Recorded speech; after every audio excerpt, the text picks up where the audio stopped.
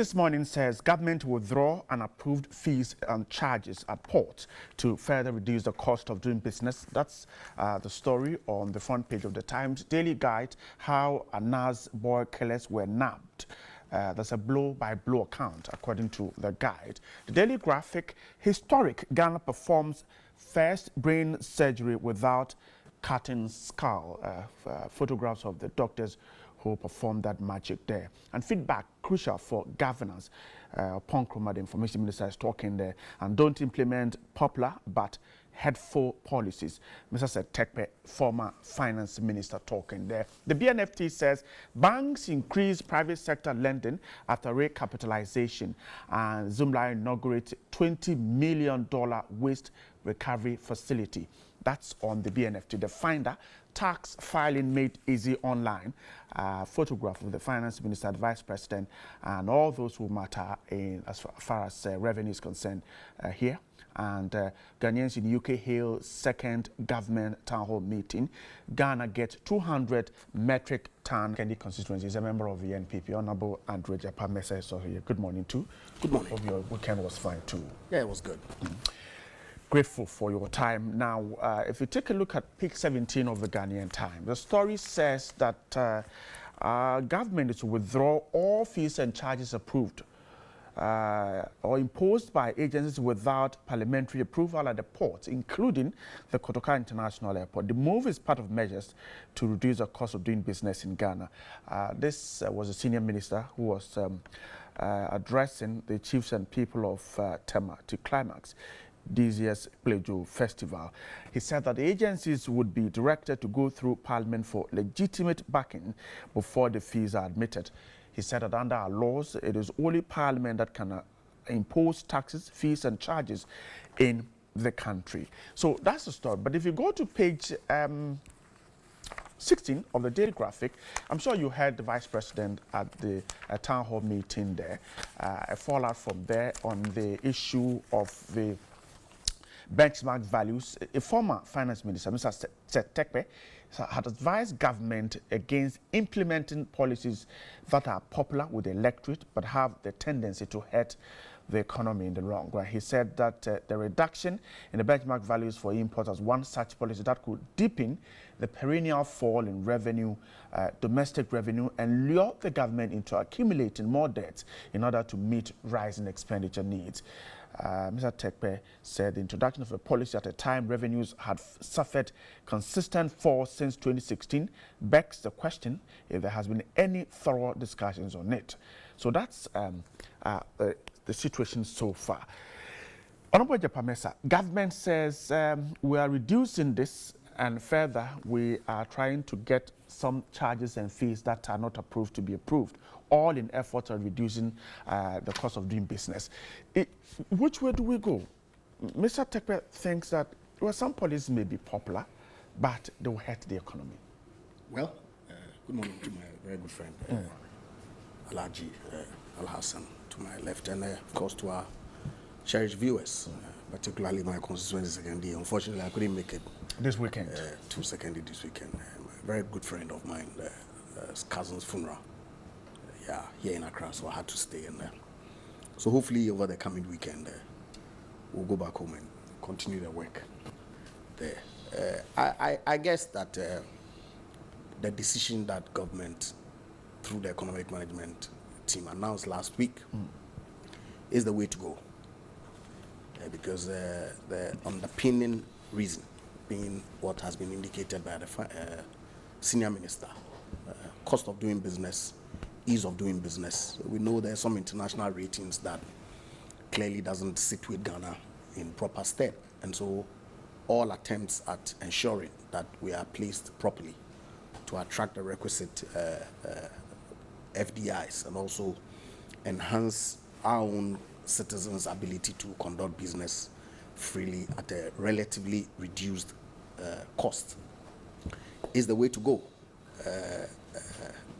I recall quite clearly that the vice president stated that, look, if you look at the trend in Ghana in terms of volume of imports that come here as compared to our neighbors, incremental in terms of the volume of imports that come in here. Togo has done in excess of 300% growth. And taxes are, particularly import duties, are based on volumes. So if you have a static growth as opposed to reducing the cost of importing goods into Ghana to encourage more the volumes to go up, that clearly will compensate for the losses in revenue that potentially may come about as a result of the introduction of this policy. And so I disagree with Mr. Tekpe to the extent that in the long run, long term, medium to long term, the volumes would grow.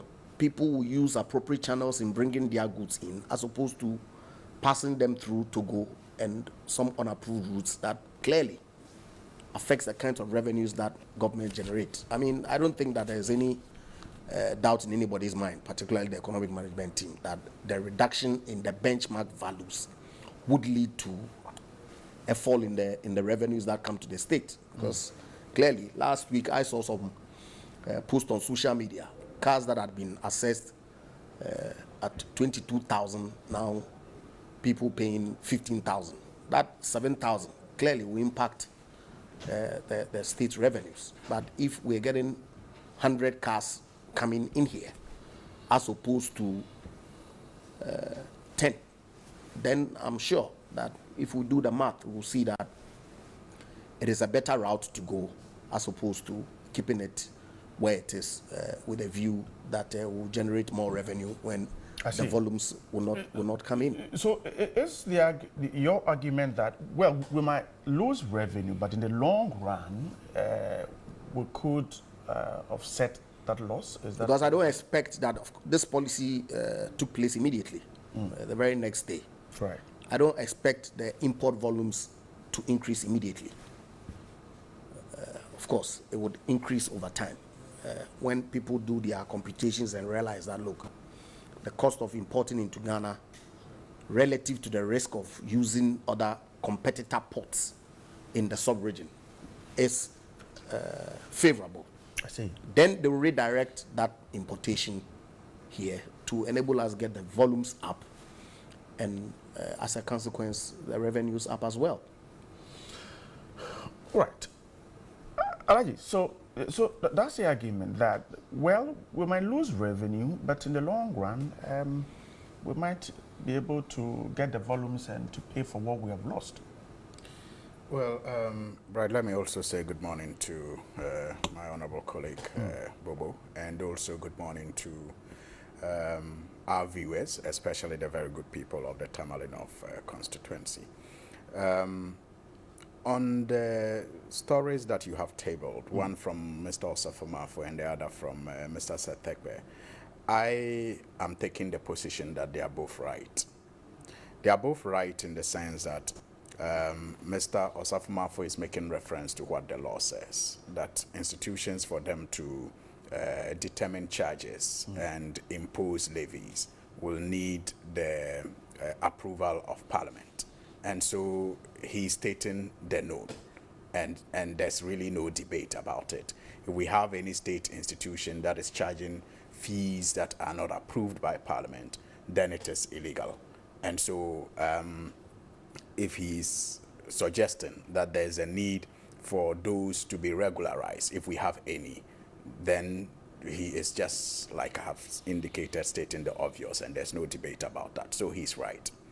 Then on what Honorable Seth Tekpe also alluded to, in specific reference, I'm sure he was speaking about the reduction the benchmark that we witnessed at the ports as a result of the political directive from the Vice President. Now, on another network last week, right, I did a very basic, analogy. This is my phone, right? I have all my information on it, including my SIM and everything, right? If I hand over this phone to you as a gift right now, you are going to be, I'm sure, a bit perplexed. You are going to wonder why I will do that.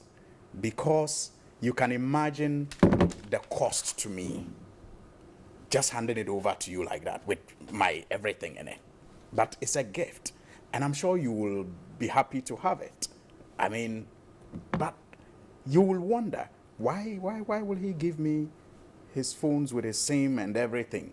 Until maybe I assure you that I have, you know, an equally, you know, what do you call it? Until I assure you that I've arranged such that it will not affect me, you know. And once you are assured, maybe you will not bother. Now, as individuals, we get this, but we don't ask our governments when they hand over such freebies to us, because there's no free lunch anywhere in this world. So as individuals who have a stake in how well this country does, when our government does us favors, let us be assured that those favors will not choke us in the end. Because you see, we are all in that boat. We are all in the boat. And so we sink or, you know, we sail together. But if for political, whimsical reasons, you know, some of these things are granted, I mean, the human nature is such that we will embrace it. But I'm saying, in embracing it, like Honorable Setekwe is saying, let us not lose sight of the fact that some can be Trojan. And you see, last year, the finance minister complained severely. In fact, he was almost angry about revenue targets that were missed by the GRA. Because of that, Mr. Kofi Nti and others, in fact, himself, as the commissioner, was on the road this year, himself, to ensure that, you know, they upped revenue. And it's been consistent since 2017. They have been missing their revenue targets. Now, the costs of missing the revenue targets is that government will have to borrow expensively to fund other programs that they may have to do. That's the implication. Because if you can't raise the money internally, you may have to raise it outside, but it becomes more expensive because the people who are going to loan the money to you will look at your books and see how long it may take you to pay, and so your interest will be higher. So that's what I'm saying. Honorable Setekwe is right. That look, we should not be embarking on policies as a government because of the mere reason that they are popular. Popular is not always right. Popular is not always right. So it is good advice. It is timely. The good people of Ghana who have imported things may be enjoying some relief, but it is important that our government assures us that the costs will not be worse than the benefits that we are enjoying today as importers. Because, right, we seem to be getting so populist with our governance style that virtually every institution, the projections are showing, will eventually crumble or will suffer. And when my brother makes reference to volumes of imports, and, you know, he compares it to Togo, Honorable Adongo at our, you know, town hall meeting put it very aptly when he said that Togo port is a free port. So you don't, if that is your reason for reducing the benchmark values, then you have missed the solution to the problem. Suggesting we cannot catch up with the volumes? No. The thing is that you do not expect people to move from free to reduced. It simply doesn't make sense. So there may be other reasons or other things you will have to do as a country to attract people, despite your charges, to use your port. And one of those things is the expansion of the ports to make business, you know, more efficient. And so, because business people value time. So if they come to the Ghana ports and they see that things are done professionally and above board and efficiently, even if they have to make a little payment so that they can save time and the confusion they may have to go through at other ports that are free, they will choose the Ghana port. And that is why the previous government embarked on this port expansion, almost leading to the doubling of revenue from that port. So it is not just a matter of reducing benchmarks or reducing the values that people pay at the ports, because the competition you have is actually free. Okay. So if you are going to attract the people who are using those ports, then you also have to make yours free or keep to some charges, but make your service worth the charge that you are imposing. Let me put this question to Honorable Mr. So, Honorable Mr., so if the idea is to indeed catch up with the volumes, then this free thing certainly will punch holes into that. I don't think so. I was just reading what, and you see, the notion that free port means that when you bring items there, you don't pay. It's not the case. Okay? So it is free, but people are paying? Free port, you can check the Cambridge English Dictionary. It says an area near a port or airport to which goods from foreign countries can be brought without tax being paid if they are sent to another country when they leave this area. So what do you transit mean? Goods. So goods that are coming to Togo. Togo's port. Absolutely. Would attract the requisite taxes because it's domestic. It applies here. So it's transshipment so it's not free. through Ghana to Burkina Faso are exempt from taxes. You don't pay taxes here until you get to your final destination. So Ghanaians who are bringing goods into Togo, yes, will not pay the taxes, but when they come into Ghana, they will pay. And we are saying that that route affords people the opportunity to use unapproved routes and bring the goods into Ghana at the risk of they being seized when, of course, the state security agencies apprehend them. So everybody who goes through that process is always under some threat of potentially his goods being seized. We're saying make it easier, make it less expensive for them to bring it directly in here. At all.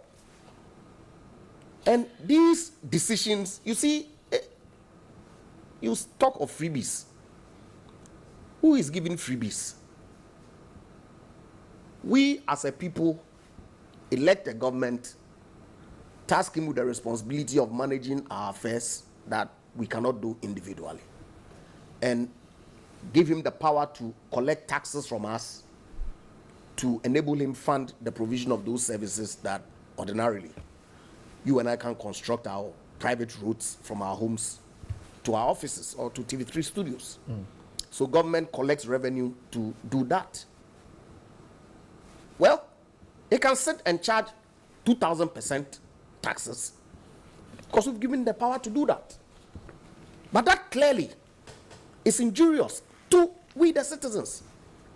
So government is taking a decision that, look, every item that comes into this country, because of our own, people under invoices and all those kinds of things that seeks to undercut the system, we've pegged values for every item that comes into Ghana at X amount. We've seen that in itself is creating problems because it makes our ports uncompetitive. People want to smuggle. So we are reducing the benchmark valuation for those items. You say government is giving freebies. It's political what? You use the word. Whimsical what? I don't get it. In any event, you see, yes, revenue targets have been missed. But year-on-year revenue growth has been recorded in this country. It's a matter of fact. And targets, yes, the expectation is that you put in measures to ensure that you meet your targets. But if you're growing your revenue year on year, but you don't meet the target because you've set a really high target for yourself, all you have to do is to employ other means, including broadening the net, generating the kind of volumes that the expectation of this reduction will bring about. Okay, so, it's a complex maneuvering, but yeah. I believe strongly, and it's not like people just woke up and took a decision. No, the Vice President indicated quite clearly to the people of Ghana that, look, we've done extensive studies on the entire sub-region and have arrived at this conclusion. And so where the revenue shortfall is going to come in, and we've indicated that expectation is that within the next 3 to 6 months, well, our revenue may reduce. But the expectation going forward is that we'll generate the volumes, if even we're able to grow the volumes at our ports from 4% to 50%. Look at the differential that will bring in. So you disagree with the fact that Togo is a free port and that it is not?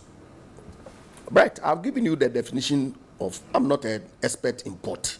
But do you know that Togo is a free port, or you do not know? I have read to you what the definition of a free port is. So it doesn't matter whether Togo is a free port or not. Free port doesn't mean goods that come in there are free. I'm just asking you a question. That you don't pay taxes. Are you aware that Togo is a free port or you're not? Doesn't matter whether I know or I'm aware or not. I've given you a definition of free port. And that's what it means. So whether Togo, Ivory Coast, Senegal, or wherever, they are all free ports. I'm saying that that doesn't mean that goods that are used through that port into Ghana does not attract taxes. Okay, so the only reason why perhaps Togo is recorded volumes and we are not could be that our values are high. Absolutely. Okay, grateful for your time. You know, right, it's quite interesting. I mean, by his definition, sticking to it. I just read. Yes. But what I'm saying is sticking to that definition will mean that Ghana's port is free as well. But you and I know what the truth is. So there's no point belabeling. I mean, there's no need for us to belabor the point. I think that everybody, especially the business community that knows better than you and I, who are into imports, understand this discussion better than we can pretend, you know, to understand it. But I just want to give you a practical example of perhaps what Seth Terkper meant and what I also meant by political whimsical reductions. And that is, don't get me wrong, nobody should. That's not to say it is wrong that government is providing this ease for people who are importers. No. I mean, it is good that, you know, there is that relief for importers. Now, the question that one can ask if you want to be political is, where did these benchmarks come from in the first place? I mean, how were they raised to the levels that they are today?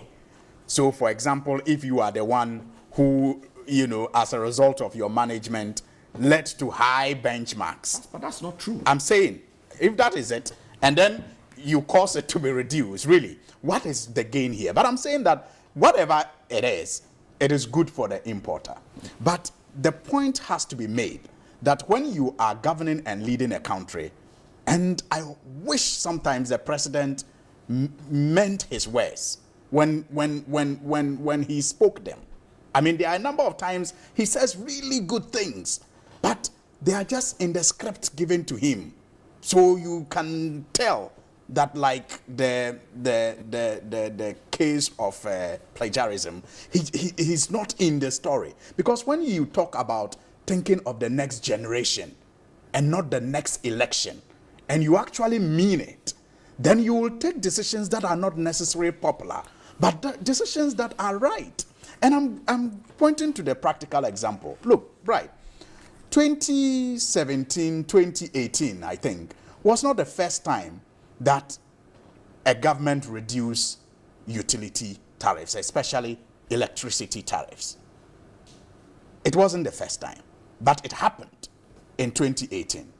Now, in 2016, when it happened, at the end of the year, Gridco posted a profit of about 7 million Ghana cedis. ECG posted a profit of about, I think, 45 million Ghana cedis. That showed that the sector was improving and going well, even though there was a reduction, because the reduction was thought through carefully. Now, fathom the situation where in 2018, when we saw a reduction in utility prices, today, Gridco is indebted to a tune of about 500 million. It was the same in 2017, 2018, the same. In fact, it has increased, the debt has increased in 2017. ECG debts have increased from 2017, 2018. They have recorded losses. That is what I should be saying, losses, not even debt. Losses. Like they made profit in 2016, and then they recorded losses in 2017 and 2018 as a result of these political whimsical reductions. Now, the cost to the consumer who enjoyed the reduction is Dumso. It's the fact that these utility providers cannot even get enough money to do the things that they have to do. You can even call it technical problems. But if there is a cable that they cannot replace because they don't have the money to replace it, and as a result of that, you do not have electricity coming to your house, you should know that the price you are paying is that reckless reduction that you enjoyed. So that's what I'm saying. Government, it is not bad to make reductions like it happened in the past, which led to the utility companies recording profits. But we have in this case, under this government, where the reduction is leading to the utility companies recording losses. And the losses will be in the books for you and I to pay for it. We can't run away from it.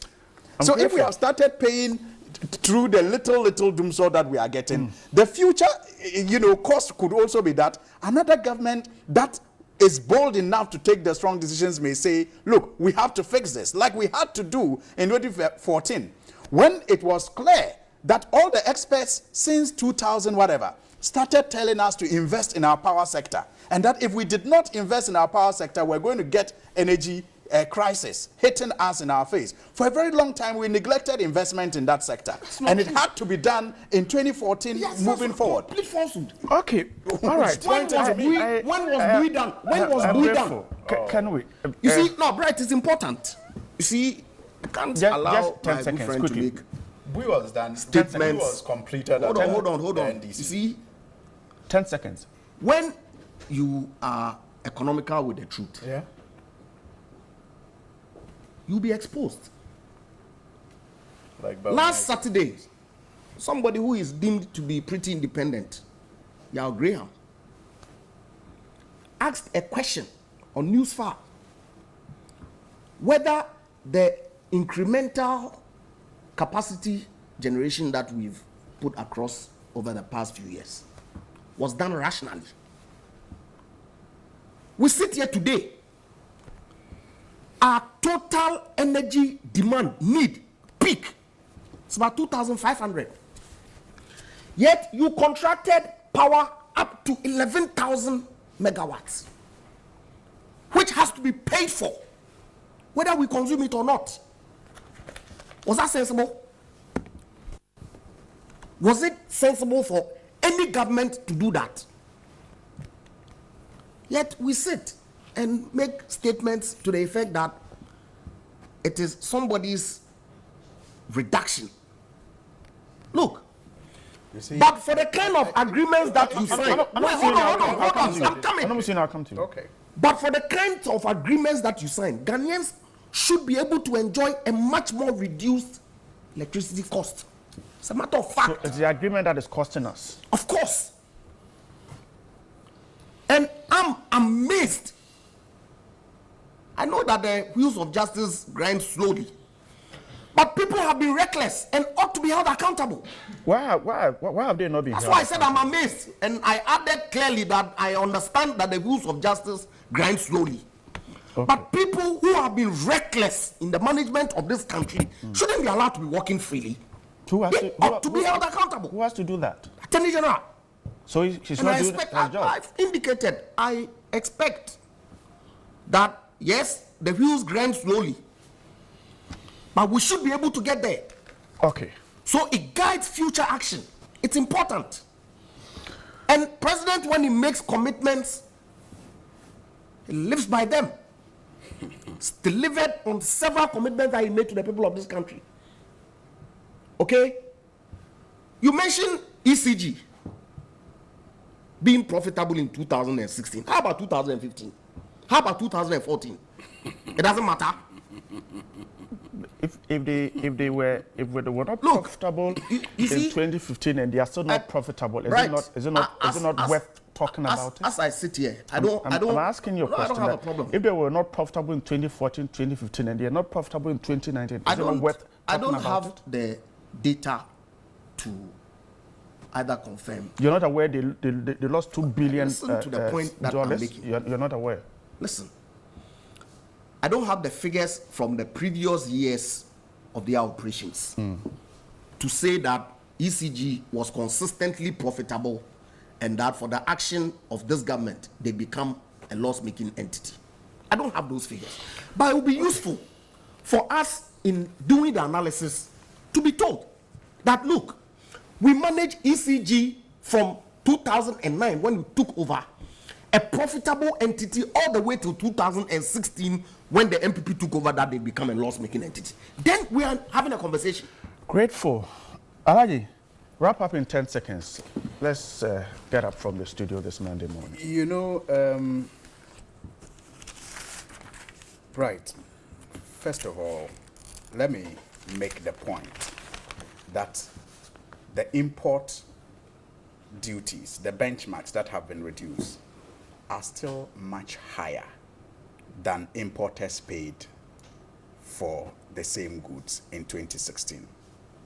So when my brother was making the point, I'm saying that if we want to look at it in terms of the figures, yes, the figures. He says you saw some 22,000, now 15,000. I am saying it is still higher than people paid for the same goods in 2016. So give us the 2016 figures. It's still higher. Give us the figures. That's what I'm saying. The people out there who have the who understand this better than I, they know what the truth. But you don't have. But you don't have the figures. That's not the point. That's not the point here.